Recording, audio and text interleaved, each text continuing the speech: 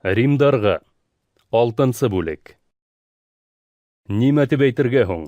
Мәрхәмәт артһын өсөн гөнаһ кылуды дәвам итергәме? Әлбиттә юк. Гөнаһка карата без үлгәнбез. Шулай булгас, нисек артабанда гөнаһ кыла алабыз?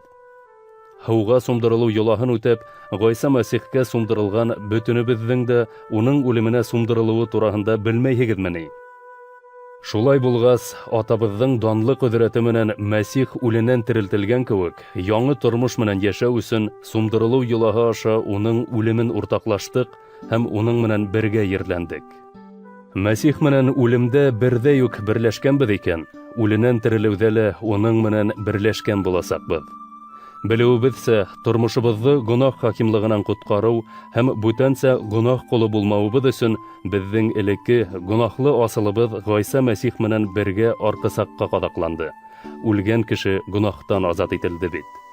Без Мәсих менән үлгәнбез икән, уның менән яшәрбез дә дип ышанабыз. Мәсихтең үленән терелтелгәндән һуң кабат үлмәячәген беләбез бит. Инде үлем уның өстенән хакимлык итмәй. Ул үлгәйне. Үҙен бер тапҡыр һәм мәңгегә ҡорбан итеп гөнаһ өсөн үлгәйне. Ә хәҙер ул тере һәм Алла өсөн йәшәй. Шулай уҡ һеҙ ҙә үҙегеҙҙе гөнаһҡа ҡарата үле, ә Гайса Мәсих аша Алла өсөн теребеҙ дип иҫәпләгеҙ. Шуға күрә, фани тәнегеҙ өҫтөнән гөнаһ хакимлыҡ итмәһен. Шул ваҡытта һеҙ төрлө нәфселәргә буйһонмаҫһығыҙ. Тәнегеҙҙең бер ағзаһының да ялғанлыҡ ҡоралы булып гөнаһҡа хеҙмәт итеүенә юл ҡуймағыҙ. Киреһенсә, үлемдән тормошҡа күсерелгән булараҡ, үҙегеҙҙе Аллаға һәм ағзаларығыҙҙы хаҡлыҡ ҡоралы итеп уға тапшырығыҙ. Гөнаһ өҫтөгөҙҙән хакимлыҡ итмәҫ инде, сөнки һеҙ ҡанун аҫтында түгел, ә Алла мәрхәмәте аҫтында йәшәйһегеҙ. Ниндәй һығымта яһарға мөмкин? Ҡанун аҫтында түгел, ә Алла мәрхәмәте аҫтында йәшәгәнгә күрә, гөнаһ ҡылһаҡ та ярай типмени? Әлбиттә юҡ. Үҙегеҙҙе күндәм ҡолдары итеп кемгә тапшыраһығыҙ, шуның ҡолдары булғанығыҙҙы беләһегеҙ бит. Гөнаһ ҡолдары булһағыҙ, был һеҙҙе үлемгә килтерер. Алланың тыңлаусан ҡолдары булһағыҙ, был һеҙҙе Алла алдында хаҡ һаналыуға алып килер. Аллаға шөкөр, гөнаһ ҡолдары булған мәлдәр артта ҡалды.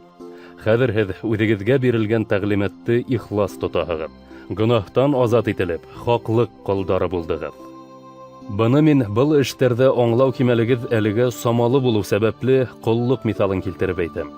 Элек тәнегеҙҙе боҙоҡлоҡҡа һәм яманлыҡҡа ҡул итеп тапшырып, яуыз эштәргә юл ҡуйғанһығыҙ икән, хәҙер иһә уны изге тормош өсөн хаҡлыҡҡа ҡул итеп тапшырығыҙ. Гөнаһ ҡолдары булған саҡта һеҙ хаҡлыҡ ғәмәлдәренән азат инегеҙ. Элек ҡылған яман эштәрегеҙҙән берәй файҙа алдығыҙмы? Ул саҡтағы ҡылыҡтарығыҙҙан хәҙер үҙегеҙ үк уялаһығыҙ, сөнки уларҙың аҙағы үлем. Ләкин әле гөнаһ хакимлығынан азат ителгәс һәм Алла ҡолдары булғас, изге тормошҡа алып барыусы уңышҡа эйәһегеҙ, ә уның аҙағы мәңгелек тормош.